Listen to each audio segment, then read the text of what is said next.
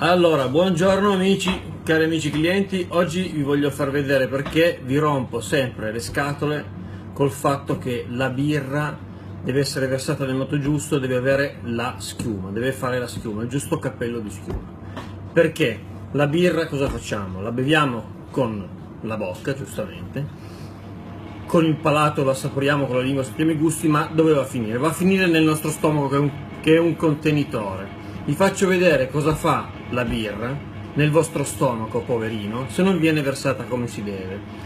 Poi magari non si capisce perché non si è digerito la sera, magari pensate che la pizza sia stata fatta magari non bene o la pasta che avete mangiato non era buona e invece magari è solo perché avete versato male la birra.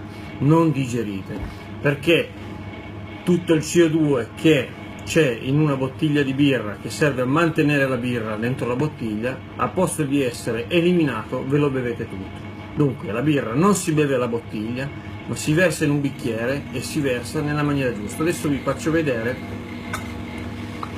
come si fa e cosa succede. Allora, apriamo la birra. Classico errore che si vede fare da molti clienti al tavolo o al bar o a casa è questa cosa qua: versare la birra lentamente per non fargli fare nemmeno un po' di schiuma.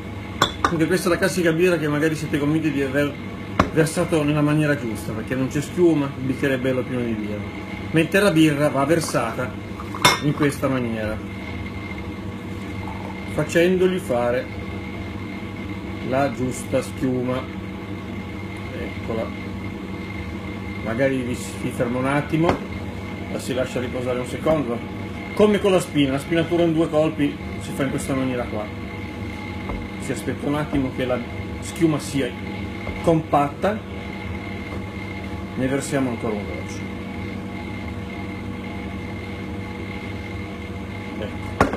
Allora, questa è una birra spinata decentemente. Questo è quello che viene fatto magari molte volte a casa o al tavolo pensando di fare una cosa furba. Come vedete abbiamo usato due bicchieri perfettamente puliti. Vedete che non c'è una sola bollicina attaccata al vetro, questa è un'altra cosa molto importante. Quando andate in giro, se vedete le bollicine dell'acqua gasata o della birra attaccate al vetro, vuol dire che il vostro bicchiere non è pulito come si deve. Noi qua usiamo il sistema Winterhalter tedesco di lavastoviglie con osmosi e addolcitore. E adesso vi faccio vedere, dunque, queste sono le due birre. Io adesso farò cadere questa lama d'acciaio dentro quella spinata come si deve. Visto? Si alza un po' di schiuma, ma è rimasta nel bicchiere, perché il CO2 l'abbiamo eliminato, quello in più, quasi tutto. Ora vi faccio vedere cosa succede nel vostro stomaco quando voi bevete una birra fatta in questa maniera.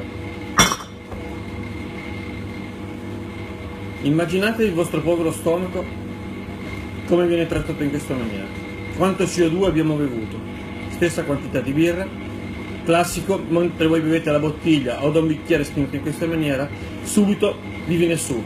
Immaginate se poi per caso, per vostra sfortuna, avete una piccola ernia iatale, magari dovuta allo stress di questi anni, il vostro stomaco ha già qualche suo problema, il male che potete farvi allo stomaco, senza calcolare che questo CO2 vi fa male, vi fa digerire male.